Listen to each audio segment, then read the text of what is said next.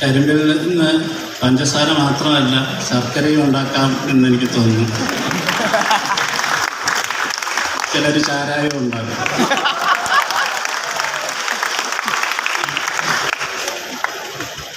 ഈ ഇവിടെ സൂചിപ്പിച്ച പോലെ ഒരു തിരക്കഥയുടെ ഒരു രചന എന്ന് പറയുന്നത്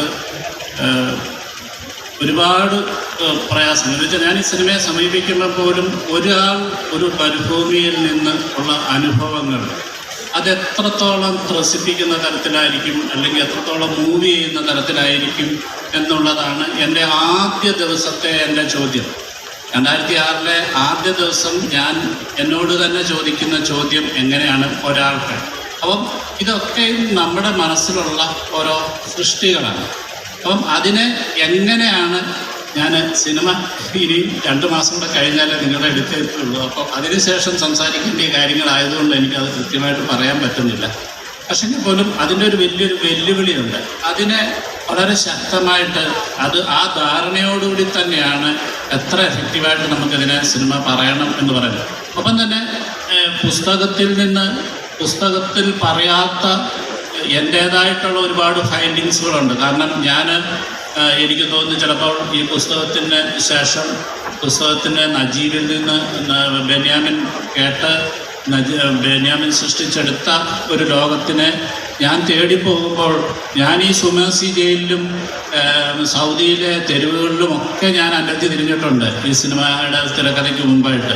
അപ്പം ബെദുവൻസ് കൾച്ചറിനെ കുറിച്ച് കൂടുതലായിട്ട് മനസ്സിലാക്കാൻ അങ്ങനെയൊക്കെയുള്ള അപ്പം ഈ സിനിമയിൽ ഇതിനെ ബന്ധിപ്പിക്കുന്ന തരത്തിലുള്ള കൂടുതൽ കാര്യങ്ങളിലേക്ക്, പ്രത്യേകിച്ച് നമ്മൾ ഈ മരുഭൂമിയിലെ ഒരു കൂടാരം ഉണ്ടാക്കുന്ന മസറ ഉണ്ടാക്കുക എന്ന് പറയുന്നത് നമുക്ക് പെട്ടെന്ന് എല്ലാവർക്കും തോന്നും മരുഭൂമി വളരെ പ്ലെയിനായിട്ടുള്ളൊരു സ്ഥലത്ത് ഒരു മസറ ടെൻ്റ് ഉണ്ടാകുന്നു എന്ന് പറഞ്ഞു. പക്ഷേ അത് ബെദുവൻസിൻ്റെ അടുത്ത് നമ്മൾ ചോദിച്ച് മനസ്സിലാകുമ്പോൾ അവരേതെങ്കിലും ഒരു മലയിടുക്കുകളിലേക്ക് എന്ന് വെച്ചാൽ ഒരു സൈഡിൽ കാറ്റ് പിടിക്കാത്ത തരത്തിലുള്ള കാര്യങ്ങളിലൊക്കെ ആയിരിക്കും അതിനെ ക്രമീകരിക്കുന്നത്. അപ്പം ഇത്തരത്തിൽ പ്രാക്ടിക്കലി എങ്ങനെയാണ് ഇംപ്ലിമെൻ്റ് ചെയ്യുന്നത് എന്നുള്ളത് ഒരു സിനിമയിലേക്ക് വരുമ്പോഴാണ് ഞാൻ എപ്പോഴും എന്നെ ഏറ്റവും അധികം ചിരിപ്പിക്കുകയും വിഷമിപ്പിക്കുകയും ചെയ്ത ഒരു വരിയുണ്ട് ഈ പുസ്തകത്തിൽ. ഒരു വടിയുടെ നിഴല് പോലും ഇല്ലാത്ത ഇടമെന്ന് ബെന്യാമിൻ എഴുതി വെച്ചിട്ടുണ്ട്.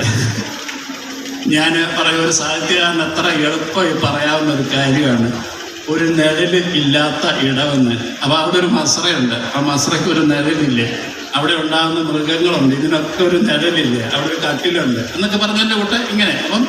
അപ്പം ഇതിൻ്റെ അകത്തുനിന്ന് ഈ ബിംബങ്ങളെ പലപ്പോഴും നമ്മൾ സമീപിക്കുമ്പോൾ പ്രത്യേകിച്ച് ഇമോഷണലി എനിക്ക് തോന്നിയിട്ടുള്ളത് ഞാൻ എഴുതി വെച്ചതിനേക്കാൾ കൂടുതലായിട്ട് ഞാനത് ചിത്രീകരിക്കുന്ന സമയത്ത് നജീബിന് ഇങ്ങനെ ഡയലോഗ് പറയണം, ഇന്ന ഡയലോഗുകൾ പറയണം എന്ന് പറയുന്ന ഘട്ടം.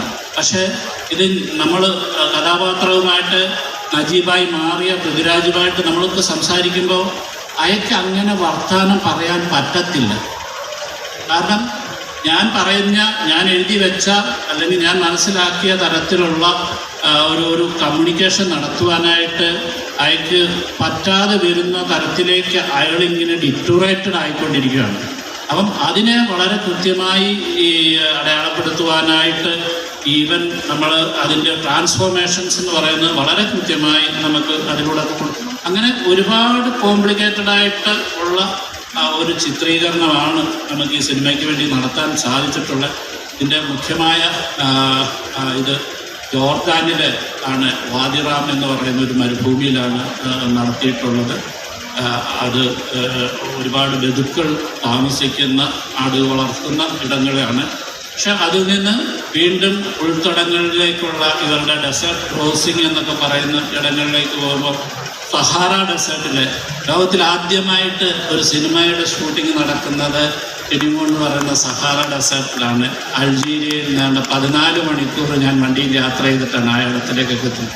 അപ്പം ശരിക്കും പറഞ്ഞു കഴിഞ്ഞാൽ ആടുജീവിതത്തിൽ ശരിക്കും എനിക്കൊന്ന് നജീബും ബെന്യാമിനും അനുഭവിച്ച ആടുജീവിതം അല്ലെങ്കിൽ അതിനേക്കാൾ മറ്റൊരു തരത്തിലുള്ള ചൂടിലേക്കൊക്കെ അനുഭവിക്കാൻ എൻ്റെ ചിത്രീകരണത്തിന് കഴിഞ്ഞു എന്നുള്ളതാണ് എൻ്റെ ഒരു വലിയൊരു അനുഭവം.